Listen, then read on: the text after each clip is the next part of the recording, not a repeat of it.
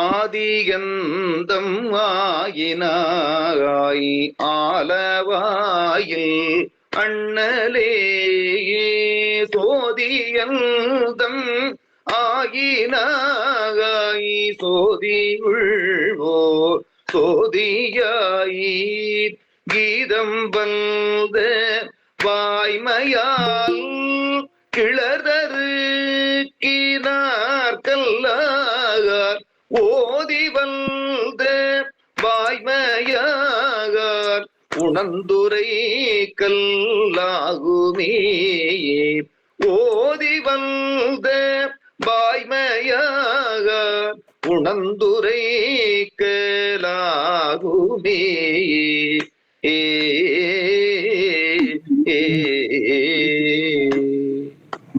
சிற்றம்பலம். சிவாய நமக. சிவாய நமக. சத்தியாய் சிவமாய் தனிப்பர முதலான முத்தியை துதி செய்ய சுத்தியான சொற்பொருள் நல்குவ சித்தியானைதன் செய்ய பொற்பாதமே. திருச்சிற்றம்பலம். அடியார் பெருமக்களுக்கு வணக்கம். எல்லாம் வல்ல சிவகாமி அம்மையுடனாகிய அம்பலமான பெருமானது திருவருட்பெருங்கருணையினாலும் அருவாமம்மை நாயன்மார்களது குருவரடினாலும் பரஞ்சோதி முனிவர் அருளி செய்த திருவிளையாடற் புராணத்தை சிந்திக்கக்கூடிய மிகப்பெரிய சிவபுண்ணியத்தை நாம் பெற்றிருக்கிறோம். அந்த புண்ணியத்தை கருணையோடு வழங்கி அருளிய திருவருளையும் குருவருளையும் போற்றி கேட்டு சிவபுண்ணியம் பெறுகிற தொண்டர்களின் திருவடிகளையும் சிறமேல் கொண்டு மனமொழிமைகளாலே வணங்கி வருகிறது. நண்பர்களே, பொதுவாமூர்த்தி பாடுற ஒரு பாடல்லேயே வகுப்பு நிறைவாகிவிட்டது. சுவாமிகள் அந்த அளவுக்கு அந்த வகுப்பு ரொம்ப சுவையா அந்த பாடலை கொடுக்கிறார்கள். எனவே அவர்கள் திருவடியை மீண்டும் வணங்கி பல பிறப்புகள் செய்த புண்ணியத்தின் காரணத்தினால இந்த நூலை தொடர்ந்து சிந்திக்கக்கூடிய வாய்ப்பை நாம் பெற்றிருக்கிறோம். வினை காரணமாக சில பல இடையூறுகள் இருந்தாலும் கூட அதையும் தாண்டி சிந்திக்கிற அளவுக்கு நம்முடைய ஆர்வமும் பெருவான்மையில் வைத்திருக்கிற அன்பும் நமக்கு நிலைக்களமாக இருந்து இந்த பாடலை தொடர்ந்து சிந்திக்க வாய்ப்பளித்திருக்கிறது. அன்பர்களே, இதற்கு நல்ல வாய்ப்பு கொடுத்த தொண்டர்களின் திருவடிகளை மீண்டும் வணங்கி பரஞ்சோதி முனிவர் செய்த திருவிளையாடற் புராணத்துல நாம் 14வது படலம் சிந்தித்துக் கொண்டிருக்கிறோம். அதுல இந்திரன் முடிமேல் வளையறிந்த படலம் என்பது பாண்டிய நாட்டில சோமசுந்தர பெருமானுடைய திருமகனார் உக்கிரவெழுதி நன்றாக ஆட்சி செய்து கொண்டிருக்கிறார். அப்படி இருக்கிற பொழுது சேர சோழ பாண்டிய 3 நாடுகளிலேயும் மழையின்மையால் பஞ்சம் ஏற்பட்டது. 3 பேரும் சேர்ந்து பொதிகை மலையில இருக்கிற அகத்தியரிடத்திலே சென்று ஏன் நாட்டிலே மழை பெய்யவில்லை என்று அந்த குருநாதரை பணிந்து கேட்கிறார்கள். அதற்கு அவர் நல்ல மழை பெய்ய வேண்டும், இந்திரனிடத்திலே சென்று நீங்கள் மழை பெறுவதற்குரிய வழிபாட்டை செய்யுங்கள் என்று சொல்லுகிறார். இந்திரலோகம் போவது எப்படி என்று அவர்கள் கேட்கிற பொழுதுதான் அகத்திய முனிவர் சோமாவார சிறப்பை அருமையாக காட்டுகிறார். மிக நல்ல பகுதி. அந்த சோமாவாரத்தினுடைய சிறப்பு நமக்கு அறிய வேண்டும் என்றால் பரஞ்சோதி முனிவர் அருளி செய்த 14வது படலத்தை நாம் வாசித்தால் அந்த விரதத்தை மேற்கொள்ளக்கூடிய ஒழுங்கு முறைகளை நாம் தெரிந்து கொள்ளலாம். அப்படி சோமாவார விரதத்தை மேற்கொண்டு அவர்கள் இந்திரனுடைய உலகத்தில் செல்லுகிறார்கள். இந்திரனுடைய உலகத்திலே செல்லுகிற பொழுது இந்திரன் வரவேற்கின்றான். சேர சோழருக்கு இருக்கை கொடுக்கிறான். பாண்டிய மன்னன் இந்திரனுடைய ஆசனத்துக்கு நிகராக ஒரு ஆசனம் அமைக்கின்றான். அப்படி அந்த ஆசனம் அமைத்த பிறகு இந்திரன் சேர சோழருக்கு வந்ததன் காரணத்தை உணவ எங்கள் நாட்டிலே மழை இல்லை என்று விண்ணப்பம் செய்ய இந்திரன் அவர்களுக்குரிய மரியாதை செய்து மழை வரும், நீங்கள் செல்லுங்கள் என்று நல்லாசியோடு அவர்களுக்கு மகிழ்வு மொழி கூறி அனுப்புகிறார். பிறகு உக்கிரகுமாரன் அமர்ந்து கொண்டிருக்கிறான். அதுபொழுது அவரை ஏறத்தாழ அவமதிக்கிற வகையில தோல்ல தாங்க முடியாத மிகப்பெரிய ஒரு அலையை பல பேர் தூக்கி வருகிறார்கள். அதை உக்கிரகுமாரனுடைய கழுத்திலே அணிவிக்கிறார். அப்படி கழுத்துல அணிவித்த உடனே அந்த தோல்ல அவன் லாவகமா ஒரு தாமரை மலர் மாலையை வாங்கி கொண்டதை போல அந்த மாலையை ஏற்றுக்கொள்ளுகிறான். மேலும் இந்திரன் ஆரம் தாங்கும் பாண்டியன் என்று பட்டமும் சொல்லி கூறியதாக பரஞ்சோதி முனிவர் இந்த படலத்திலே காட்டிக்கிட்டு சொல்லுகிறார். பிறகு கோபமாக உக்குரன் அங்கே இருந்து திரும்பி வருகிறார். வந்திருக்கிற காலத்தில சிறிது பஞ்சம் இருக்கிறது. அப்பொழுது வேட்டையாட வேண்டிய சூழல் வருகிறது. வேட்டையாட போகிறார். காட்டிலே இருக்கிற மக்களுக்கு துன்பம் தருகிற விலங்குகளை எல்லாம் வேட்டையாடுகிறார். அப்பொழுது அங்கே 4 மேகங்கள் அங்கே இருக்கின்றன. 4 மேகங்களையும் அவன் தன்னுடைய ஆணையின் மூலமாக சிறைபிடித்து கொண்டு வந்து மதுரையின் பகுதியிலே அந்த மேகங்களை எல்லாம் சிறை வைத்து விடுகிறார். மேகங்கள் சிறை வைக்கப்பட்ட செய்தி இந்திரனுக்கு போகிறது. அளவில்லாத கோபத்தோடு தேவர்களின் படையை திரட்டி கொண்டு பாண்டிய மன்னனிடத்திலே போர் செய்ய வருகிறான் இந்திரன். மதுரை மாநகரை தேவர்கள் படை முற்றுகையிட்டது. இருவருக்கும் பலவாறாக போர் நடக்கின்றன. தேவர்கள் பலரும் நாணி சென்றார்கள். நிறைவாக உக்கிரகுமாரனும் இந்திரனும் நேராக போரிட்டார்கள். அப்பொழுது இந்திரன் மேலே இறைவன் கொடுத்த வலையை எறிகின்றார். அப்பொழுது அவனுடைய கிரீடம் கீழே விழுந்து விடுகிறது. இந்திரன் அதை பார்த்து மகிழ்ச்சிக்கு மாறாக துன்பத்தை அடைந்து தலை தப்பித்ததை என்று வேகமாக அவன் தன்னுடைய உலகம் சென்று விட்டான். இப்பொழுது இந்த வலையில இருந்து இந்திரனுடைய தலை தப்பியதற்கு காரணம் சோமாவார விரதம் என்று பரஞ்சோதி மைவர் அருமையாக காட்டுகிறார்.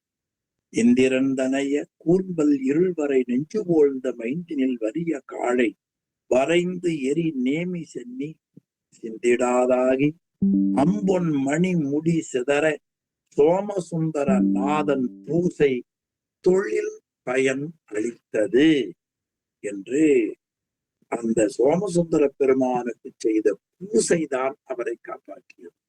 வாழ்க்கையில நம்ம எது காப்பாற்றும் என்றால் இறைவனுடைய வழிபாடு ஒன்றுதான் நம்மை காப்பாற்றும் என்கிற ஒரு அருமை செய்தியை இந்த திருப்படலத்தில ஏறத்தாழ நமக்கு 59 பாடல்களில பல வகையான இயற்கைகள், சூழல்கள், மனநிலை இவையெல்லாம் வைத்து காட்டுகிறார்.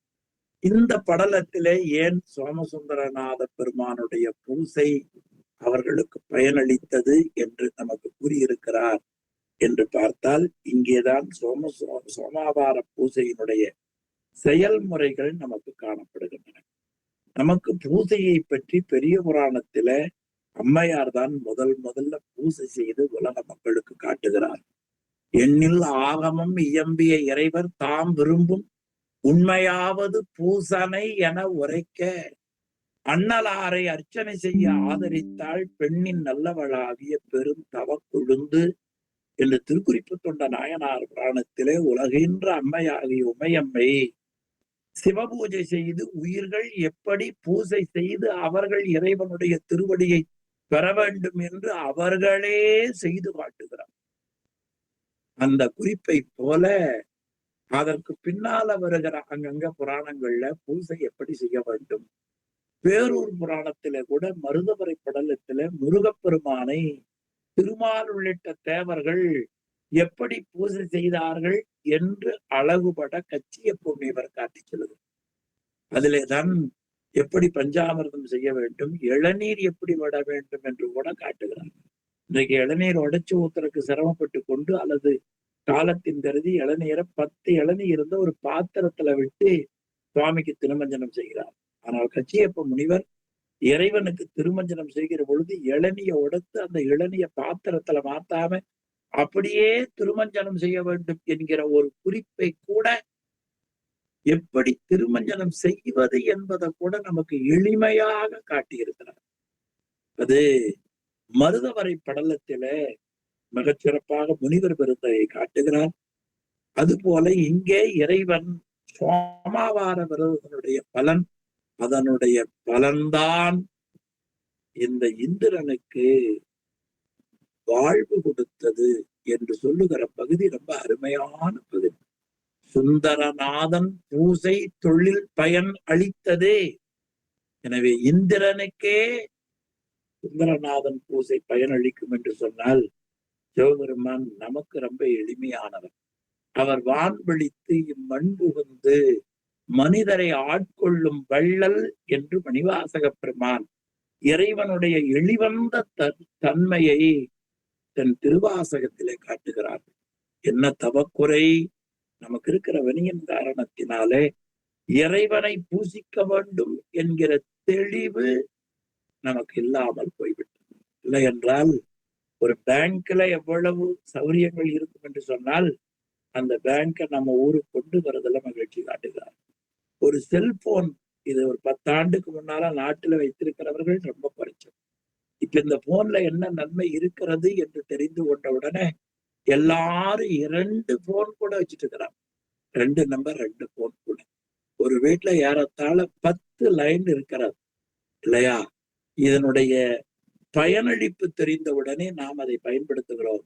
அதுபோல சிவபூசையினுடைய பயன் மக்கள் வாங்கி கொண்டால் எல்லா வீடுகளிலேயும் சிவபூஜை நிச்சயமாக செய்வார்கள். ஆனால் அது மக்களிடத்தில் இன்னும் நமக்கு சரியாக போய் சேரவில்லை என்பதுதான் வருத்தமாக இருக்கிறது. நாம் செய்த தவம் இத்தனை ஆண்டுகளாக இந்த நூலை படிக்கிற வாய்ப்பு இப்பதான் கிடைத்திருக்கு. அது கடல் கடந்து வாழக்கூடிய நம்முடைய சிவபெருமானுடைய தொண்டர்கள் சிந்திக்க வேண்டும் என்று கேட்க, அவர்கள் பயணிக்கிற வண்டியில நாம் ஃபுட்பால்ல தொங்கிட்டு போறோம். அவங்கதான் சீட்டு பிடிச்சு அழகா பண்ணிருக்கிறாங்க. முன்னால வந்தவர்கள் நாம் எல்லாம் பின்னால அந்த படியேறுகிற படியில இடமில்லாமல் அமர்ந்து கொண்டு அந்த அளவாவது நமக்கு இந்த வாய்ப்பு கிடைத்ததே என்று நாம் வேண்டும். ஆக இந்திரன் வெள்ளையெறிந்த படலத்திலே நெஞ்சிலே வைத்துக் கொள்ள வேண்டிய பகுதி சோமசுந்தர பெருமானுடைய பூசை தொழில் நமக்கு பயன் கொடுக்கும். அப்ப பூசை எப்படி செய்வது? இந்த படலத்துல முன்னாலாக நாம் பார்க்க வேண்டும். சென்ற வகுப்பிலே நாம் சிந்தித்தது. அதை தொடர்ந்து அவன் தன்னுடைய நகருக்கு போய்விட்டான். அங்கே இருந்து அவன் ஒரு ஓலை அனுப்பி விடுகிறான் உக்கிரகுமாரனுக்கு. அந்த ஓலை உக்கிரகுமாரனுக்கு வந்து சேருகிறது. ஆமா, ரொம்ப அருமையான தொடர். ஒத்துக்கொள்ளுகிறார். போரினுக்கு ஆற்றாது ஓடி பொன்னகர் புகுந்த வென்றி தாரினுக்கு இசைந்த கூர்வேல் சதமகன். இது சதமகன்னா 100 வேள்வி. 100க்கு சதம்னு பேர். 100 வேள்வி செய்தால் அவருக்கு சதமகன். சதமகன் இந்திரன். அந்த இந்திரன் நல்ல வெற்றி மாலையை சூடியிருப்பவன். வெற்றி மாலையை சூடியிருக்கிற அந்த இந்திரனே உக்கிரகுமாரனோடு போருக்கு தாங்க முடியாமல் போரினுக்கு ஆற்றாது ஓடினார். புறங்காட்டி ஓடினார். ஆற்றேன் அடியேன் அதிகை கெடில வேரட்டான துறை அம்மானே என்று அப்பர் பெருமான் வயிற்று வலியால் துன்பப்பட்ட பொழுது பெருமானிடத்திலே ஆற்றேன் என்று கூறியதை போல உக்கிரனுடைய போருக்கு பயந்து கொண்டு ஆற்றாது ஓடி பொன்னகர் புகுத்தார். அந்த வெண்டி தாரனுக்கு சேர்ந்த கூர்வேல் சதமகன் பின்பு நின் நாட்டு ஊரினுக்கு எல்லாம் மாறி உதவ வேன் நிகழம் நீக்கி காரினை தருக. நிகழம்னா சங்கிலின்னு அர்த்தம். இந்த 4 பேரையும் சங்கிலியால் பிணித்து வைத்திருக்கிறான் உக்கிரவழுதி. அதனால் அவருக்கு இருக்கக்கூடிய அந்த சிறைப்படுத்தி இருக்கிற சங்கிலியை நீட்டு நிகழம் நீக்கி காரினை தருக, மேகங்களை எனக்கு திருப்பி அனுப்புவாயாக என்று ஒரு கடிதம் எழுதி அனுப்பினார். என்ன கவுரியான் ஓலை விட்டான். இந்த ஓலை வந்து கொண்டிருக்கிற பகுதியிலே தான் சென்ற வகுப்பை எல்லாம் வல்ல பரம்பொருள் நமக்கு நிறைவு செய்தது. அடுத்த திருப்பாட்டு. முடங்கள் கொண்டணைந்த தூதன் முடிகழுவேந்தன் பாதத்து ஒடுங்கி நின்று ஓலை நீட்ட குழையாள் ஒருவன் வாங்கி மடங்கள் ஏறனையார் முன்னர் வாசித்து காட்ட கேட்டு விடங்களுள் வேளாண் பின்னோர் வேந்து உரை தேரானாகி. ஆமா, அப்படி ஓலை கொண்டு வந்த ஒரு தேவதூதன் மன்னரை பார்த்தார். அந்த மன்னர் யார் என்று கேட்டால் முடிகள் வேந்தர், நல்ல முடியனுடைய பாண்டிய மன்னன், தனி முடி கவித்து ஆளும் அரசன். அந்த அரசனிடத்திலே வந்து அவனுடைய பாதத்தில ஒடுங்கி நின்று பணிந்து கொண்டு ஓலையை நீட்டுகிறான். அப்படி ஓலையை நீட்டுகிற பொழுது பக்கத்திலே ஒருவன் மன்னனுக்கு உதவியாளன் இருக்கிறான். மடங்கள் ஏறனையான், மடங்கள்ல சிங்கம், சிங்கத்தை போல, ஆண் சிங்கத்தை போல அமர்ந்திருக்கிற உக்கிரவழுதியின் முன்னர் வாசித்து காட்ட அந்த ஓலையில என்ன எழுதியிருந்தது என்றால், நிகழம் நீக்கி காரினை தருக என்று அந்த ஓலையில செய்தி இருக்கிறது. அதை கேட்டு விடங்களுள் வேளாண், ஆமா, விடம் என்றால் நஞ்சு, விடங்களுள் நஞ்சு உமிழக்கூடிய வேற்படையை கையிலே ஏந்தி இருக்கிற உக்கிரகுமாரன். பழைய காலத்துல போர் செய்கிற கருவிகளிலே வெறும் ஆயுதம் மட்டும் கூர்மையா இருக்காது. அந்த ஆயுதத்தினுடைய முனையில உரிய பகுதிகளிலே நஞ்சை தடவி இருப்பார்கள். அந்த ஆயுதத்தால் குத்துகிற பொழுது அந்த ஈட்டி பாய்வதோடு மட்டுமல்லாமல் அதனுள் மறைந்திருக்கிற நச்சுத்தன்மையுடைய நஞ்சும் ஏறிய உடம்பில் இருக்கிற உயிரை வாங்கிவிடும். அதுபோல விடங்களுள் வேளாண், நல்ல நஞ்சு விழு வேற்படையை கையிலே வைத்திருக்கிற உக்கிரகுமாரன் விண்ணோர் வேந்து, விண்ணர்களின் தலைவனாகிய தேவேந்திரனுடைய அந்த வார்த்தையை தேரானாகி, அவனுக்கு அதுல என்னமோ நம்பிக்கை இல்லை, தெளியானாகி. தேரான்கிற சொல் பாண்டிய நாட்டுக்கு ரொம்ப சொந்தமானது. தலையை விரித்து கொண்டு ஒரு காலத்துல கற்பு கடம்பு உண்ட பொற்புடை தெய்வம் பாண்டிய மன்னனுடைய அவையிலே இருந்து அழுத கண்ணீரும் விரிந்த கோலமுமாக கோபாவேசமாக பாண்டியனுடைய அரசவையில் இருக்கிறார். அவருடைய பாண்டிய மன்னன் பார்த்து பெண்ணை பார்த்து இறங்கி, நீர்வார் கண்ணோய் நீ யார் என்று அவன் பணிவாக கேட்கிறான். அந்த அம்மாவுக்கு வந்ததே கோபம். பொதுவா பெண்களை பார்த்தா சில நேரம் கோபம், தலை விரித்த கோலம் சொல்லவே வேண்டாம். கோபமா பேசினா அதுக்கு நரகமே பரவாயில்லை.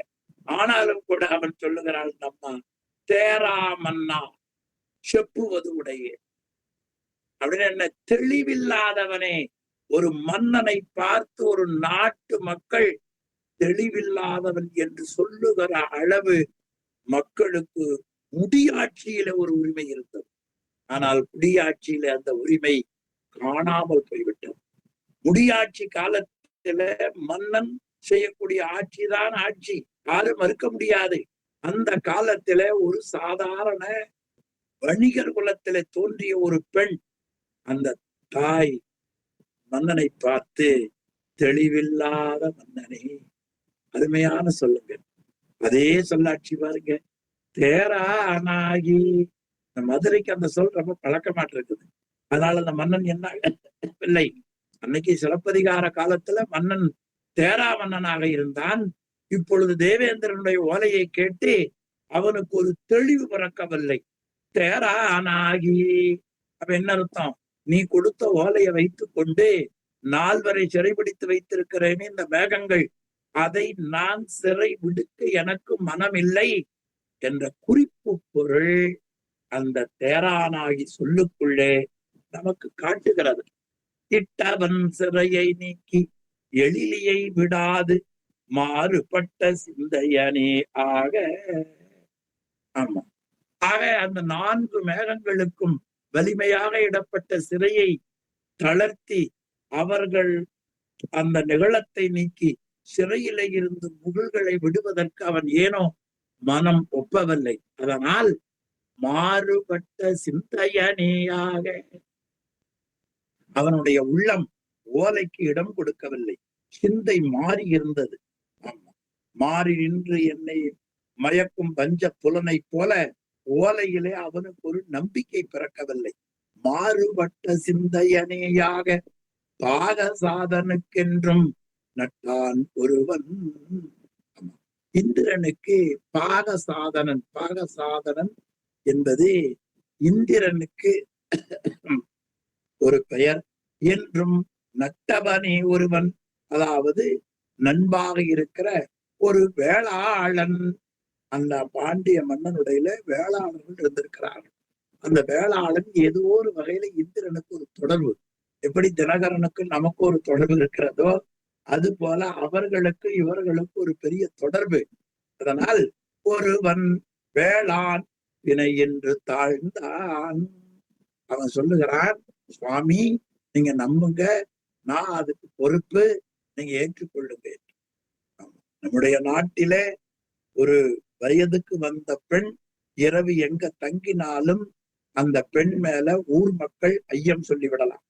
ஆனால் வயதுக்கு வந்த பெண் ஒரு மண்பானை வணையக்கூடிய குயவருடைய வீட்டிலே போய் தங்கினால் அந்த பெண் தூய்மையாக இருப்பாள் என்கிற ஒரு நம்பிக்கை திருநீலகண்ட நாயனார் அவருடைய வரலாற்றுக்கு பிறகு தமிழகத்தில அந்த நம்பிக்கை கடைபிடிக்கப்படுகிறது. ஏனைய வீட்டில் தங்கியிருந்தால் அந்த பெண்ணை சந்தேகமாக பார்ப்பார்கள். ஒரு குயவனாருடைய வீட்டிலே தங்கியிருந்தால் தீண்டுவீராயின் எம்மை திருநீலகண்டம் என்று ஆணை பிறப்பித்த அந்த குயவருடைய வீட்டில் அதுபோல எந்த விதமான ஆணை இன்னும் காக்கப்படுகிறது என்ற நம்பிக்கை தமிழகத்திலே இருக்கிறது. அதுபோல வேளாளன் கூறிய பேச்சை கேட்டு மன்னன் ஏற்றுக்கொண்டான். பிணை என்று தாழ்ந்தான். பழைய ஆங்கிலேயர் காலத்துல பிணை கைதிகள் என்று சில பேரை கைதிகளாக்கி விடுவார்கள். அதை வைத்துக் கொண்டு பலரை பிரிப்பார்கள்.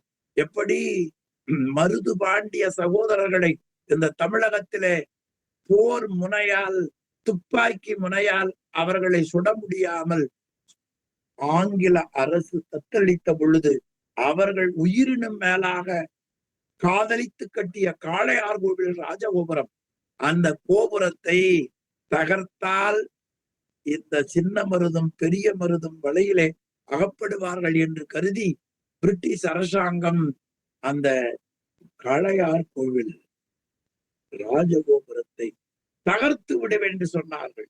உயிரை விட பெரியது அந்த கோவில் என்று கருதி சின்ன மருதும் பெரிய மருதும் வந்து ஆங்கில அரசிடத்தில அந்த கோபுரத்துக்காக தன்னை அர்ப்பணித்துக் கொண்ட வரலாறு உலக நாடுகளில் தமிழகத்தில் காளையார் கோவிலிலேதான் நாம் பார்க்கிறோம். அப்படி பிணை என்று தாழ்ந்தான். மட்ட விழுந்து ஒழுகும் நிம்ப மாளிகை மார்பினன். மட்டு என்ற சொல்லுக்கு தேன் என்று பொருள். தேன் ஒழுகக்கூடிய நிம்பம்னா வேப்ப மாலை என்று பொருள். வேப்ப மலர் மாலை அணிந்திருக்கிறார். நீங்க வேப்பம்பூ வெப்பத்தை தவிர்க்கும். குறிப்பா பங்குனி மாதம், இப்ப பங்குனி மாதம் தான், நல்ல வெயில் தமிழகத்தில் இருக்கும். சுவாமிக்கு அபிஷேகம் பண்ணுகிற பொழுது வேப்பம்பூ நல்ல வெயில் காலத்துல பூத்து இருக்கும். அந்த வேப்பம்பூவை புடுங்கி பஞ்சாபரத்துல போட்டு சுவாமிக்கு அபிஷேகம் பண்ணி இனிப்போடு சேர்ந்து அந்த கசப்பை ஒருவர் சாப்பிடுவார் என்று சொன்னால் உடம்பிலே இருக்கிற வெப்பம் இயல்பாக போய்விடும் என்ற ஒரு உண்மையிலே வேப்பம்பூவை பஞ்சாபரத்துல கலக்கி அபிஷேகம் செய்யக்கூடிய மாதம் பங்குனி மாதம்.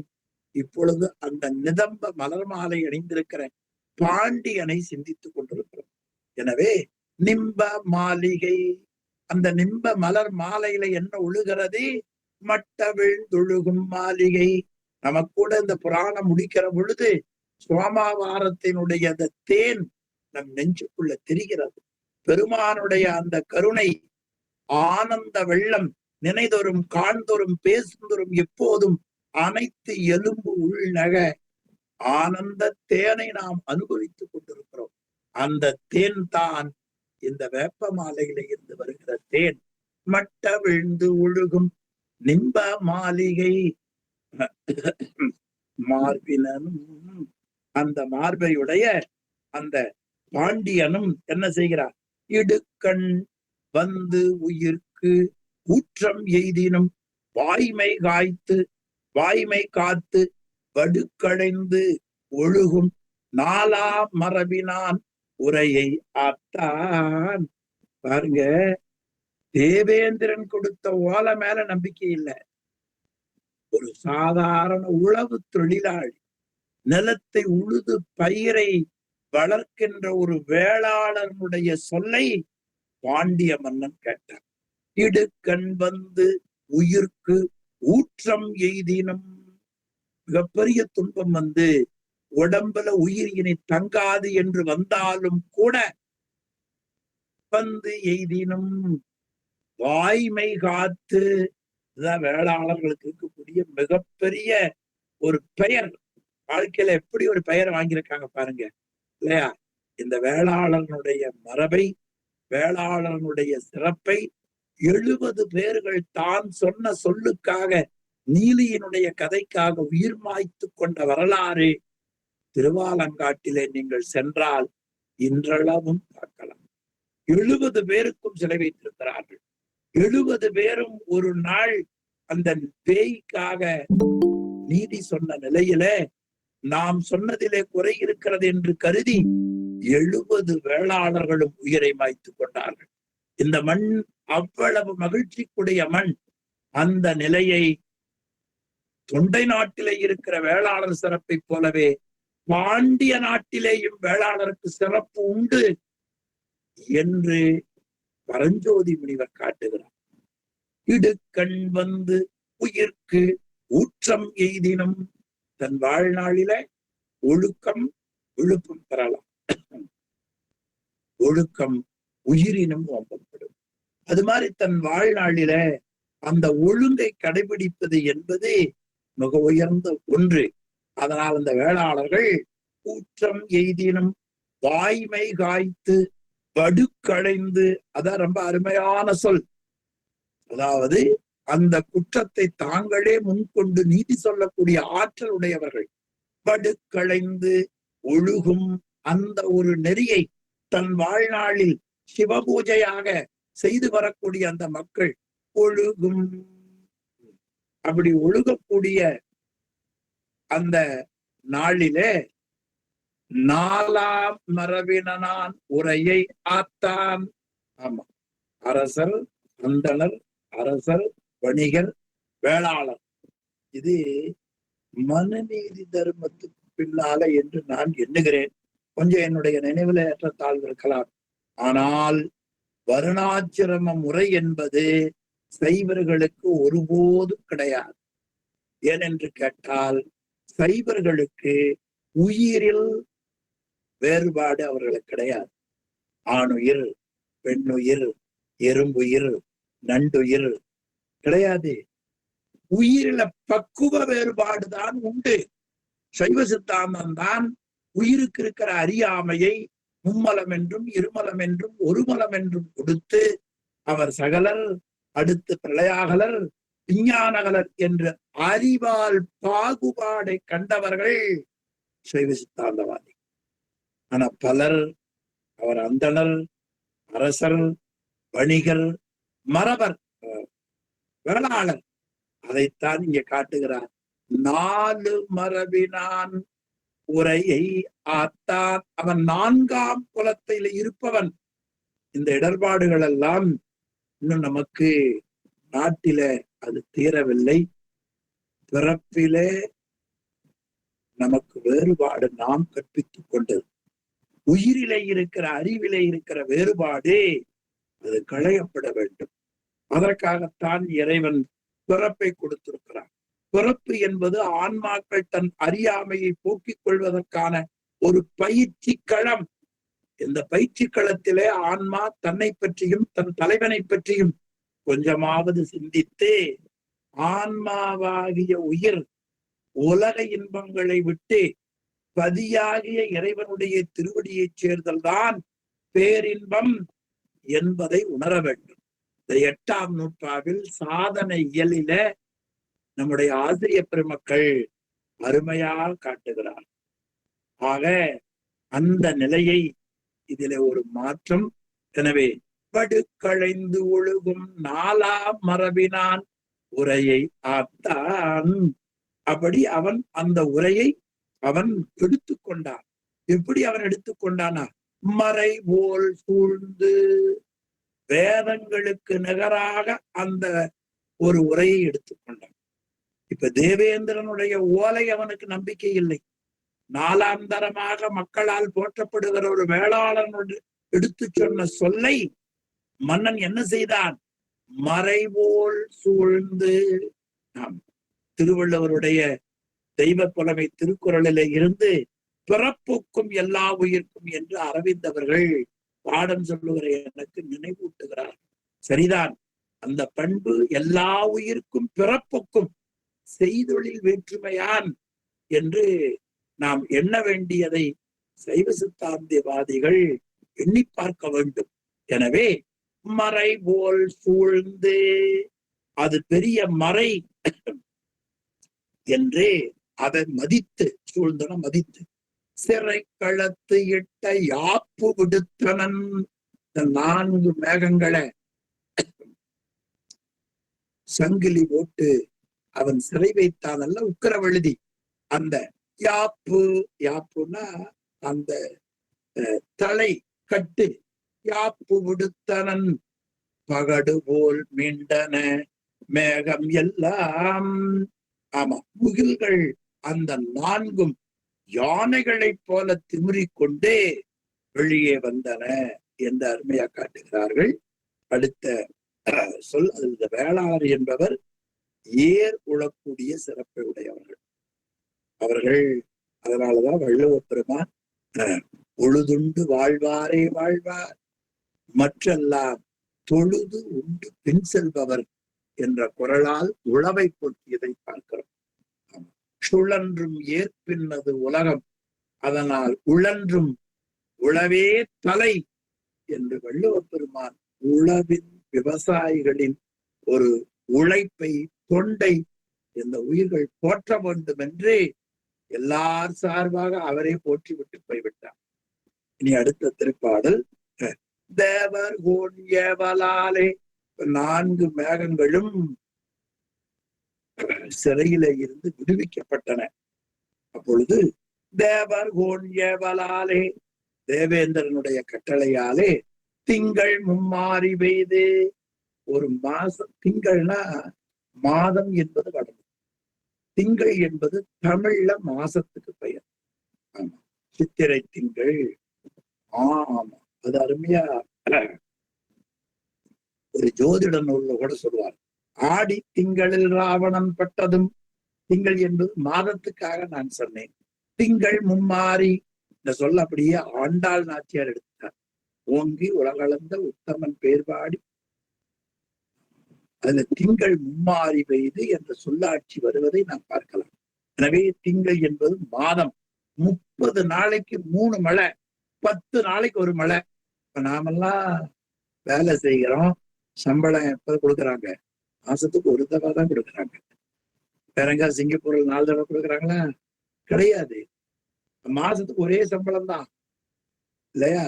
ஆனா திருவிளையாடல் புராணம் ஒரு மாதத்துக்கு 4 வகுப்பை இறைவன் கொடுக்கும். அந்த பணம் வாங்கினா செலவாயிருங்க. இந்த அறிவு பேரின்பத்தை கொண்டு போய் அவர்களுக்கு கூட மும்மாறி பெய்தது. நமக்கு 4 மழை. அதை கொடுக்கிற கருவியாக இருப்பவர் தான் நம்முடைய அரவிந்தவர்கள். அவர்களுக்கு கருவி தினகரன் அவர்கள். அவர்களுக்கு வேலையாள் கூலிக்கார பசங்க நாமலாம். அப்படியே திங்கள் மும்மாறி பெய்து வாவியும் குளனும் ஆறும் மடுக்களும் மடுத்து, தேக்கி வைக்கிற பாத்திரம் இருக்குது பாருங்க. மேல ஒரு டேங்கு, அப்புறம் ஒரு சின்ன டேங்கு, அப்புறம் ஒரு பாத்திரம் டம்ளர் மாதிரி. வாவியும் குளனும் ஆறும் மடுக்களும் மடுத்து எல்லாம் நம்பிடுச்சு. 3 மழை, 10 நாளைக்கு மின்சாரமே வேண்டாம். ஏன்னா 10 நாள்ல அது நிறைஞ்சா அந்த தண்ணியை விட்டு பாய்ச்சா அடுத்த 10 நாள் ஒரு சமய பஞ்சாயத்து போல அரசாங்கம் தண்ணி விட்டாலும் விடலாம். சிவபெருமான் கருணையினால பெய்யக்கூடிய மழை பெய்யாது. காவிரி யாருக்கு அப்படி ஒரு பெயரை சொன்னார்கள் தமிழகத்திலே. வான் வைப்பினும் தான் பெய்யா காவிரி என்று காவிரிக்கு ஒரு சிறப்பு பட்டம் உண்டு. பாவியும் குளனும் ஆறும் மடுக்களும் மடுத்து எல்லாம் நிறைஞ்சு நிக்கிறது. ஏறத்தாழ நமக்கு கூட சோமாவாரத்தினுடைய விரதம் நெஞ்சு நிறைஞ்சு இருக்கிறது. ஆமா, கள்வாய் காவி சூழ் வயலும். கல்லுன தேன், நல்ல தேன் ஒழுகக்கூடிய அந்த வாயில், அந்த வாயில்ல வயலும், எங்க பார்த்தாலும் வயல். செய்களில், அந்த வயல்களில தென்னலும் கண்ணற்காடும் பூவிரி பொழிலும். ஆமா, நல்ல குவளை மலர்கள், அந்த வயல்கள், நல்ல சென்னல் காடு, கரும்பு காடு, பூஞ்சோலை. அடாடா, பாண்டிய நாடு பூத்து குலுங்குகிறது இல்லையா? அருமையா காட்டினார் பாருங்க. வயலும் செய்யும் சென்னலும் கண்ணற்காடும் பூவிரி பொழில். காஞ்சி போன பொழில் கிடையாது.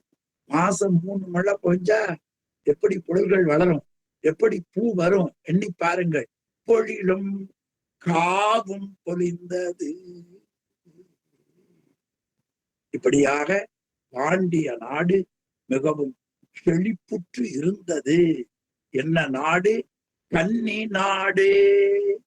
கல்யாணமாகாத தடாதக பிராட்டியார் அந்த நாட்டை ஆண்டதால் பாண்டிய நாட்டுக்கு ஒரு பெயர் கன்னி நாடு என்று. இந்த இந்திரன் மீது வளையறிந்த பகுதியில மிகுந்த வளத்தோடு இந்த பகுதியை ஆசிரியர் நிறைவு செய்திருக்கிறார். சோமாவாரத்தினுடைய சிறப்பு, மழையினுடைய இன்றியமையாமை, அந்த வேளாளர்களுடைய வாய்மை, இவையெல்லாம் இந்த புராணத்துக்குள்ளே சிறு சிறு செய்திகளாக வைத்திருக்கிறார். பொதுவா அறியாமையில இருக்கிற பொழுது நமக்கு ஆழ்ந்த தத்துவ கருத்துக்களை நம்முடைய உள்ளம் வாங்கிக் கொள்ளாது. அப்ப இந்த மாதிரி இயற்கை காட்சிகள், புராணம், வரலாறு இவையெல்லாம் காட்டி அதுக்குள்ள தத்துவ கருத்தை சிறிது சிறிதாக வைத்து புராணம் சொல்லுவார். அந்த புராணத்தை கேட்டு கேட்டு கேட்டு அந்த புராணத்துக்குள்ள இருக்கிற தத்துவ கருத்து கேட்டவருடைய உள்ளத்தை ஒழுங்கு செய்து அடுத்த பரப்புல அவர்கள் ஆழமாக படிக்க வாய்ப்படையும். அதன் பிறகுதான் சைவ சித்தாந்த பயிற்சிக்கு வர முடியும். இந்த படிநிலையை அருள்நந்தி சிவாச்சாரியார் தான் சிவஞான சித்தியார்ல காட்டுகிறார். சிறப்புடைய புராணங்கள் உணர்ந்தும் என்றே இந்த சமயத்துல வருகிற படிநிலைகள் ஒரு பாடல்ல வரிசையாக காட்டுகிறார். அப்படி வரிசையாக காட்டுகிற பகுதியில முதல்ல ஒரு ஆன்மா மனிதனா பிறந்தவுடனே கடவுள் இல்லை என்று உலோகயாதனாகத்தான் பிறப்பார். புறச்சமய நெறி நின்று அகச்சமயம் புக்கு புகழ் ஸ்மிருதி வழி உழன்று சிறப்புடைய புராணங்கள் உணர்ந்து வேதத்தின் சிரம் மிக தெளிந்து சென்றால், இடையில புகழும் ஆச்சிரம அறத்துறைகள் அவை அடைந்து வேதத்தின் சிரம் மிக தெளிந்து சென்றால் சைவத்திற தடைவர். சைவனா வரணும்னா எத்தனை கல்லூரி படிப்பை முடித்து கொண்டு பிறகு அவன் இந்த PhD கோர்ஸை ஜாயின் பண்ண, இல்லைன்னா அவங்களுக்கு புரியறது கஷ்டம். அது மாதிரி ஒரு சின்ன மருந்து, கசப்பு மருந்துனா கொடுத்தால் அவன் உடல் நலம் கருதி கொடுக்கிற மருந்து அவன் சாப்பிட மாட்டான். தேனிலையோ வாழைப்பழத்திலேயோ உள்ள வைத்து அந்த மருந்தை கொடுப்பார்கள்.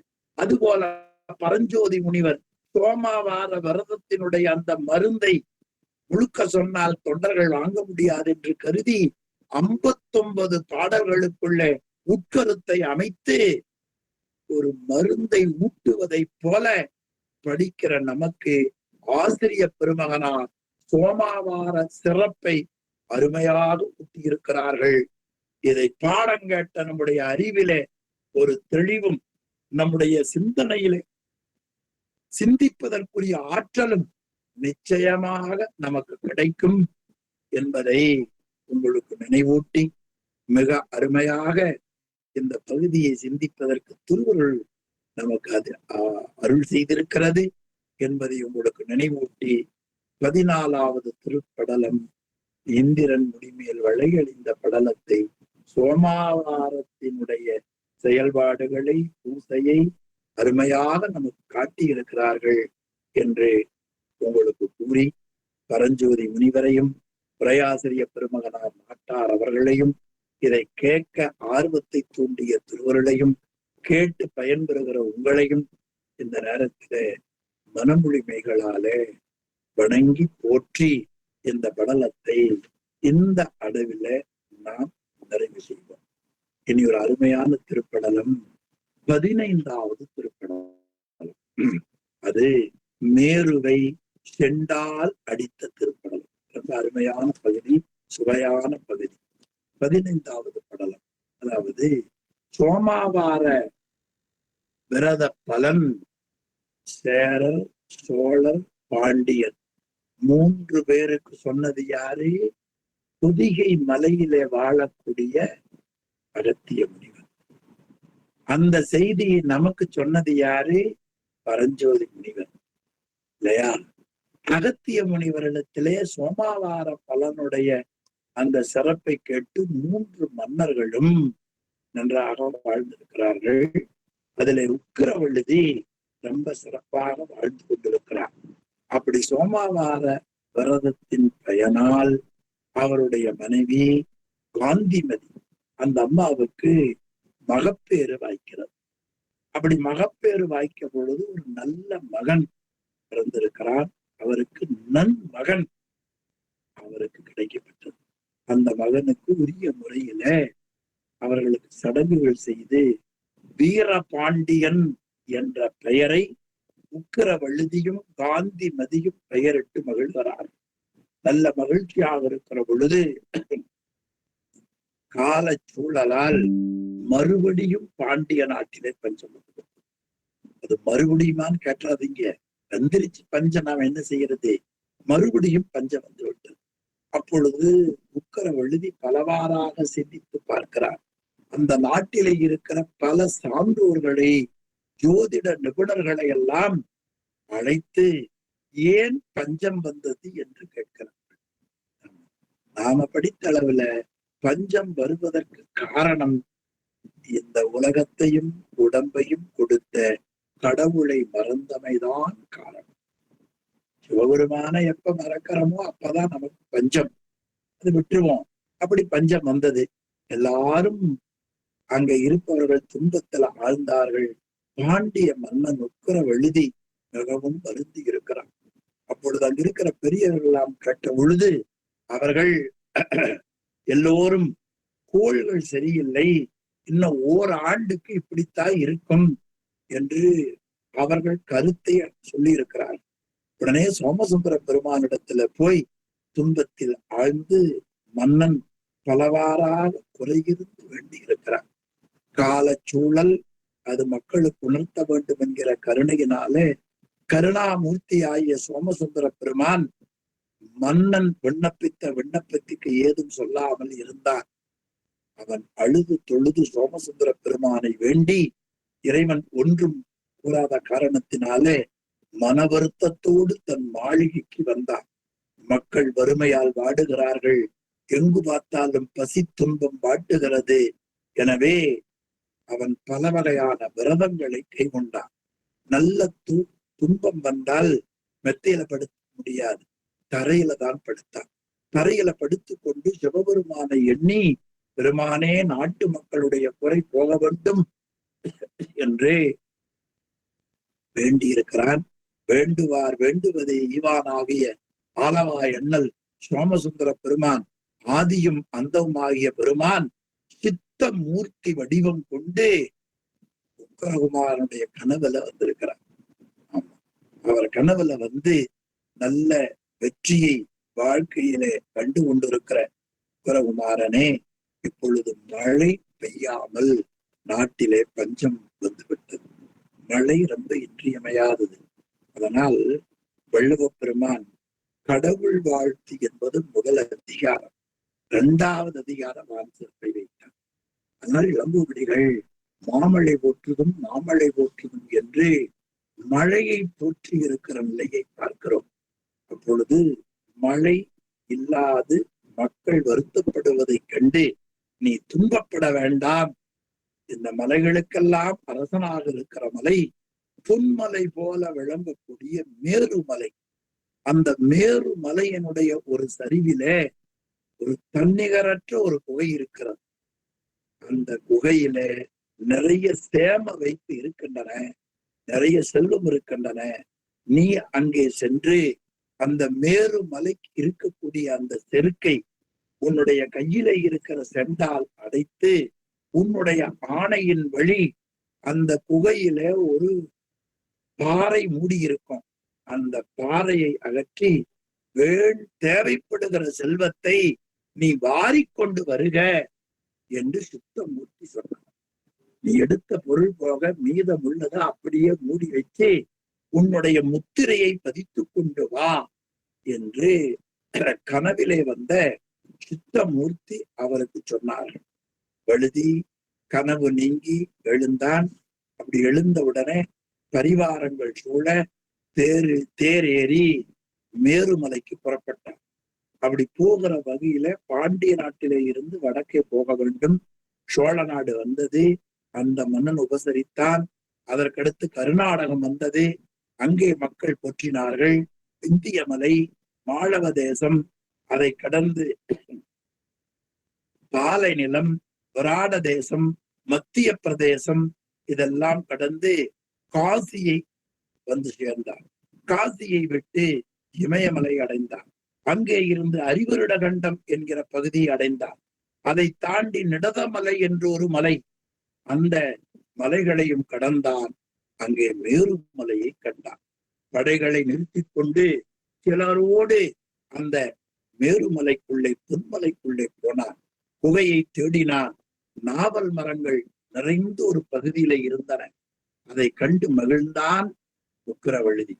அந்த மேருமலை அவனை பார்த்து, மலைகளின் அரசே, என் தந்தையாகிய சிவபெருமானுடைய கையிலே நீ வில்லாக நிற்கின்றாய். நிலவுலகமே ஆதாரம்.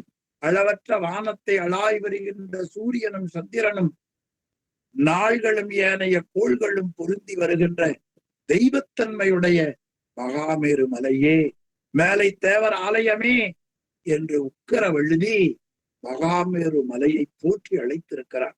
அப்பொழுது உக்கிரவழுதி அழைத்தும் மகாமேரு மலை வெளியே வரவில்லை. காலம் தாழ்ந்தது. உக்கிரவழுதி தன் கையிலே இருந்த அந்த செண்டால் அந்த மலையை ஓங்கி அடித்தார். அந்த மலை செருக்கு நீங்கி நாணமுற்று அந்த மலை வெளியே வந்தது. அப்படி வந்த பொழுது பொன்னால் செய்த பந்து போல அந்த அடியால் அந்த மகாமேரு மலை துடித்தது. முடிவரிசைகளும் தேவர்கள் வசிக்கும் மாட வரிசைகளும் வெடித்தன. ஞாயிற்றின் மண்டலம் தூளாகியது. பூமியில் சிந்தியதை போல பல மணிகள் கீழே அடியின் காரணத்தால் கீழே உதிர்ந்தன. மேருமலையின் பக்கத்தில் சூழ்ந்துள்ள குலமலைகள் 8, பக்க மலைகள் 4, பள்ளத்தாக்குகள் 4, செம்பொன் வடிவமாகிய மலர் பைம்பொழிகள் 4, 4 திசை மரங்களும் இந்த அடியால் நடுக்குற்றன. அப்பொழுது வழுதி அடித்த பின் மேருமலை தெய்வமானது 8 கொலமலைகள் போல் கொண்ட 8 தோள்களோடு 4 தலைகளுடன் வெஞ்சோதி உடைய தனி குடை கொண்ட உருவோடு மேலே எழுந்தது. நான் எதிர்பட்டது. உக்கிரவழுதி அதை கண்டான். சினம் தணிந்து பின் தாழ்ந்து வந்தது ஏன் என்று மன்னன் கேட்கின்றான். அப்படி வழுதி கேட்டவுடனே, நான் இந்த வடிவோடு தினமும் வழிபடும் நியமம் கொண்டுள்ளவன். ஆனால் இன்று நியமம் தவறி பெண்ணிடம் விருப்பம் கொண்டு இருந்து விட்டேன். அதனால் வர காலம் தாழ்ந்தது. உன்னால் அடிபட்டேன். வழுதி தாங்கள் வந்த காரணம் என்னவோ என்று கேட்டார். அப்பொழுது வந்த நிலையை சொன்னான். குகை இருக்கும் இடத்தை கேட்டு தெரிந்து கொண்டான். பிறகு அந்த குகை இருக்கக்கூடிய அறையை சென்று அடைந்தான். பாறையை அகற்றினான். விருப்பத்திற்கு அளவு பொன்னை எடுத்துக்கொண்டு மற்றதையும் தன்னுடையதாக வைத்து பின் குகையை மூடி தன் பெயர் உடைய லட்சணையை பதித்து வைத்தான். மகாமேரு மலையில போனா அது இருக்குமா என்று தெரியவில்லை. அந்த பாறையின் மேலே பாண்டிய லட்சணையை முத்திரையை வைத்தான். பிறகு தென் திசை நோக்கி மன்னன் திரும்பினான். வரவேற்று வழியனுப்பிய நாடு மக்களை எல்லாம் பார்த்தான். பாண்டிய நாட்டுக்கு வந்து சேர்ந்தான். மதுரையை அடைந்தான். கொண்டு வந்த பொருள்களை எல்லோருக்கும் கொடுத்தான். நாட்டில் நல்ல மழை பெய்தது. உயிர்களும் பயிர்களும் தழைத்தன. தன்னுடைய மகனான வீரபாண்டியனுக்கு முடிசூட்டி செங்கோல் செலுத்த கூறி உக்கிரவழுதி சோமசுந்தர பெருமானுடைய திருவடியை அவன் சிந்தை செய்தான் என்ற அளவில 15வது திருப்படலம். ஏறத்தாழ நமக்கு 41 பாடல்கள். அதனுடைய கதை சுருக்கத்தை என்று நமக்கு திருவருள் கூட்டி வைத்தது. தொடர்ந்து அடுத்த வாரத்திலே இருந்து நாம் அந்த பாடல்கள் மூலமாக இந்த பரஞ்சோதியார் வழியில சிந்திப்பது ஒரு சுவை. அதுல இலக்கிய சுவை இருக்கும். அதுல 10 சுவை ஒரு நூல்ல, அதிகமா 8 சுவை சொல்லுவார்கள். 2 சுவை சேர்த்து 10 சுவையை நாம் சுவைப்பதற்கு திருவருள் நமக்கு இன்னும் காலம் கொடுத்திருக்கிறது என்பதை சொல்லி, அருள் செய்த திருவருளையும் குருவருடையும் போற்றி, உங்களுடைய திருவடிகளையும் சிறமேல் கொண்டு மனமொழிமைகளாலே வணங்கி இன்றைய வகுப்பை இந்த அளவிலே நிறைவு செய்வோம். சிவாய நம. திருச்சிற்றம்பலம். ஐயா உதவுமூர்த்தியா வகுப்பை நிறைவு செய்தார்களுங்க ஐயா. ஐயா சிவாயிரம் ஐயா. சிற்றம்பலம்.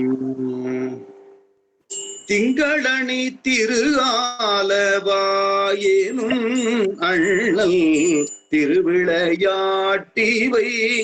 அன்பு செய்து கேட்போர் சங்கநிதி பதுமநிதி செல்வம் ஓங்கி தகைமை தருமக பெறுவர் பகையை வெல்வர் மங்கள நன்மணம் பெறுவர் பிணிவல் தீரார் வாழ்நாளும் நனி பெறுவர் வானாடெய்தி உங்கவராயங்குள்ள போகம் மூழ்கி புண்ணியராய் சிவனடிக்கு நன்னி வாழ்வார் உங்கவராயங்குள்ள போகம் மூழ்கி புண்ணியராய் சிவனடிக்கு நன்னி வாழ்வார்.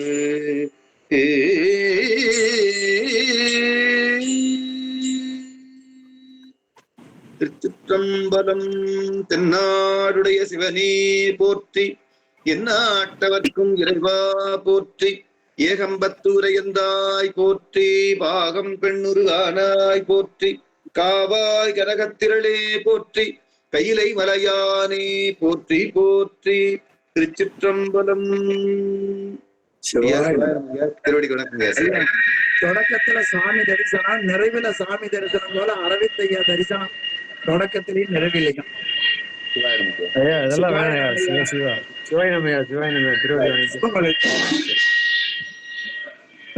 அனைவருக்கும் சிவாய நம. சிவாய நம. சிவாய நம. திருவடி வணக்கம். சிவாய நம. சிவாய நமயா. ஓதவமூர்த்திக்கு வணக்கம் ஐயா. சிவாய நம. நல்லா நல்லா இருக்கேன். நல்லா இருக்கேன். நன்றி. நன்றி. நன்றி.